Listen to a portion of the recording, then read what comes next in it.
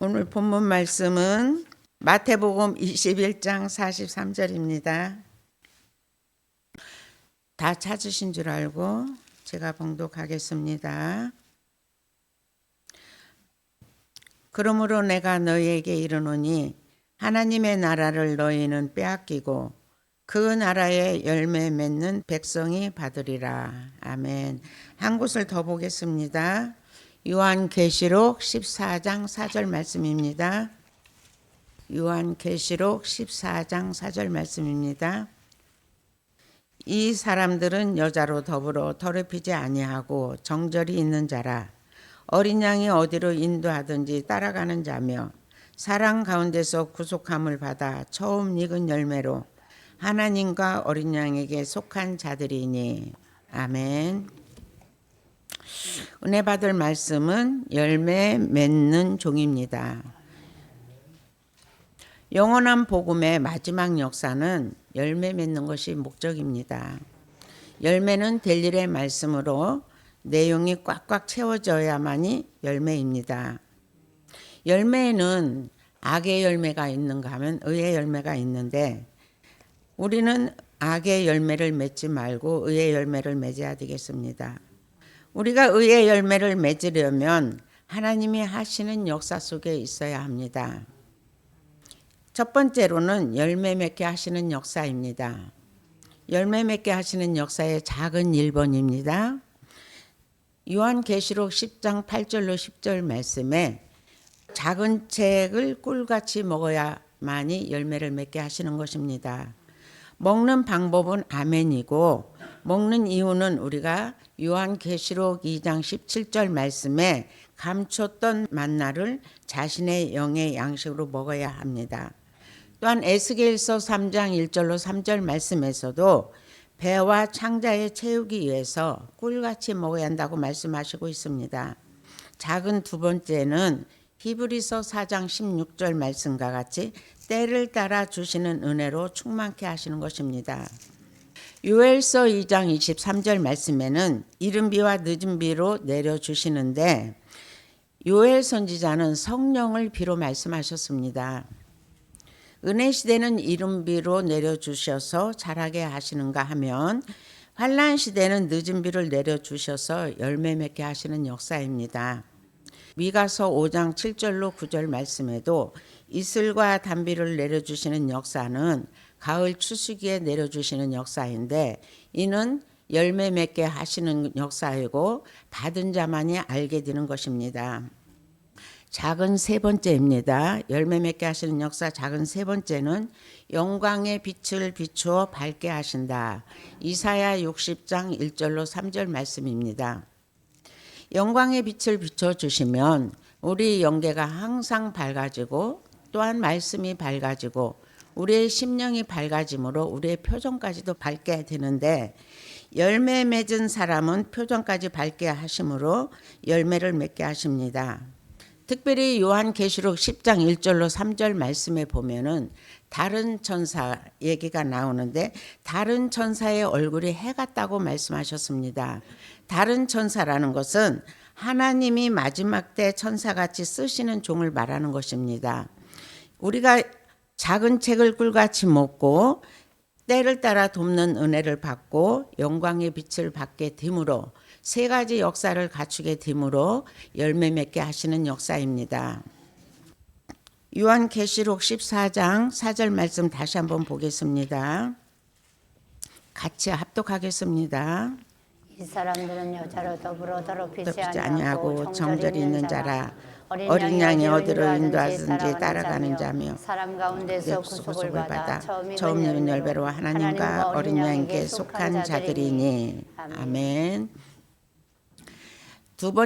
큰 두 번째는 처음 익은 열매입니다. 육적인 열매는 매년마다 열매를 맺지만 처음 익은 열매는 영적인 열매로 인류 역사상 단 한 번만 맺는 역사입니다.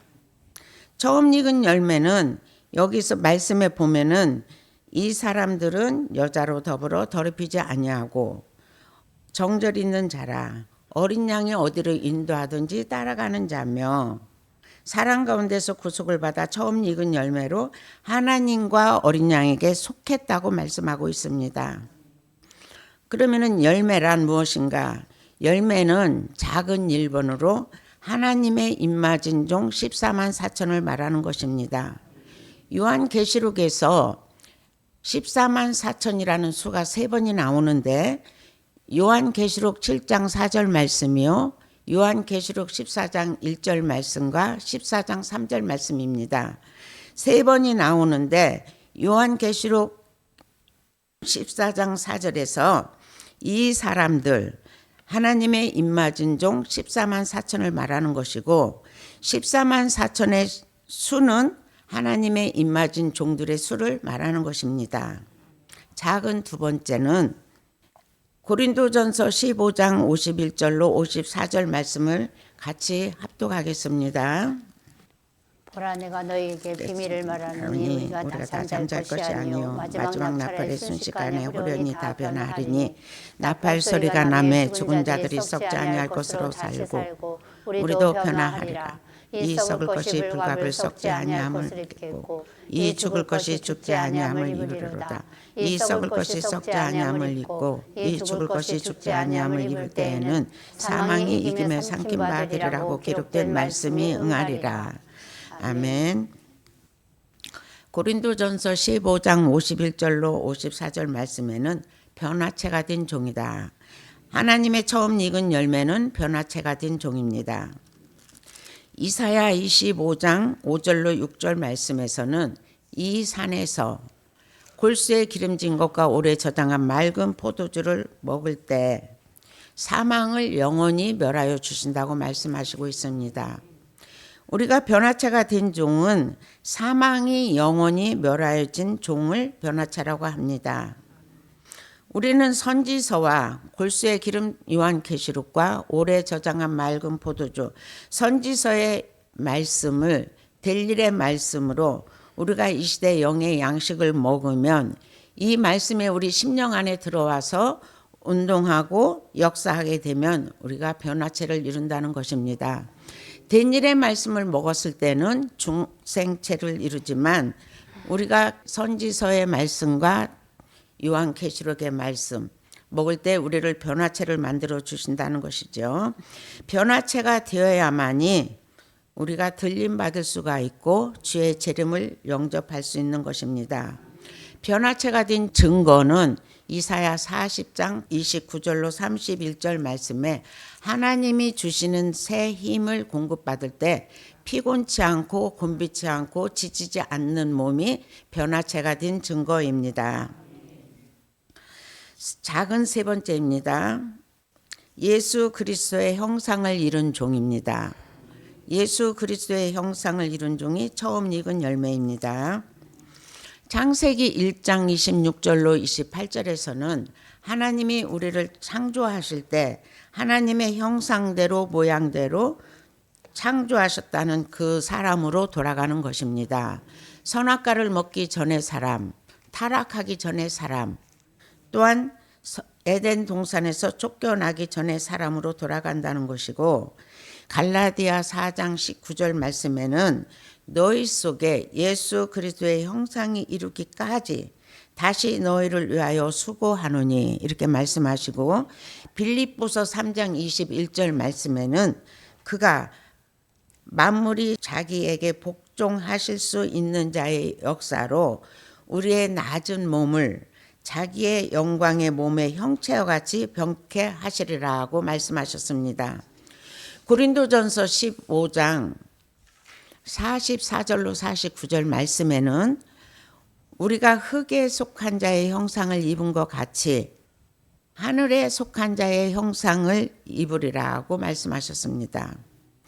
은혜 시대는 우리가 하나님의 아들을 나의 구주로 예수 그리스도를 믿게 하는 것이지만, 환난 시대에 와서는 선지서와 요한계시록의 말씀을 계속적으로 델일의 말씀을 먹을 때 예수 그리스도의 형상을 닮아가는 것입니다.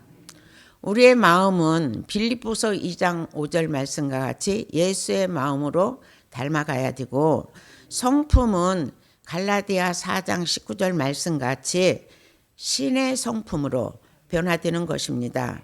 신의 성품이라는 것은 진실하고 선하고 아름답고 의롭고 성결된 성품을 말하는 것입니다.